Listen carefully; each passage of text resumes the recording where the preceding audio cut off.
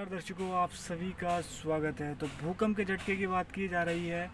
पूरे दिल्ली एनसीआर भूकंप के झटके से दहल गया और नेपाल इसका केंद्र माना जा रहा है। 2:53 में यह भूकंप के झटके महसूस किए गए और दिल्ली से लेकर नेपाल तक इस भूकंप के झटके महसूस किए गए और साथ में देहरादून में भी यह भूकंप के झटके महसूस किए गए। ये हमने खुद इस भूकंप के झटकों को महसूस किया जब हम बैठे हुए थे अपने बेड के ऊपर। तो अचानक से पूरा बेड और पूरा घर हिलने लग गया। पहले तो हमें लगा कि शायद ये कुछ शायद किसी चीज़ से हिल गया होगा, लेकिन जब दूसरी बार हिला तो हम भी हैरान रह गए, क्योंकि ये भूकंप के झटके अच्छी तरह से महसूस किए गए। यानी कि देहरादून, उत्तराखंड की राजधानी देहरादून में भी काफ़ी तेज़ भूकंप के झटके आए।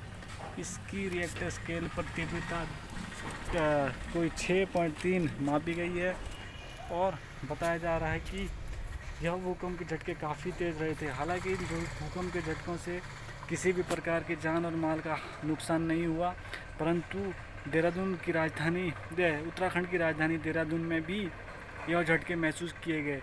पहले तो अनुमान लगाया जा रहा था कि सिर्फ दिल्ली में ही जो भूकंप के झटके महसूस किए गए, दिल्ली एनसीआर में, और नेपाल इसका केंद्र बताया जा रहा था। परंतु अब देहरादून से भी खबर आ रही है कि देहरादून में भी भूकंप के झटकों को महसूस किया गया। हमने खुद इन झटकों को महसूस किया गया। पहले हमें विश्वास नहीं हुआ, लेकिन जब दूसरी बार हमारा पलंग हिलने लगे तो हमें कहीं ना कहीं यह पता चला कि भूकंप आया है। लेकिन जब टीवी खोलना शुरू किया तो टीवी में पता चला कि देश के दूसरे स्थानों पर भी भूकंप आया है। तो यह झटके काफ़ी तेज़ थे। हालांकि कुछ जान और माल का नुकसान नहीं हुआ है। हो सकता था कि कुछ इससे बड़ी क्षति भी हो सकती थी, परंतु ऐसा कुछ नहीं हुआ। हालांकि झटके बहुत तेज़ थे, काफ़ी तेज़ तरह से जो धरती है वो हिली है, धरती की प्लेट हिली हुई है। तो भूकंप के झटके काफ़ी तेज़ महसूस किए गए हैं। उत्तराखंड की राजधानी देहरादून में भी यह झटके महसूस किए गए।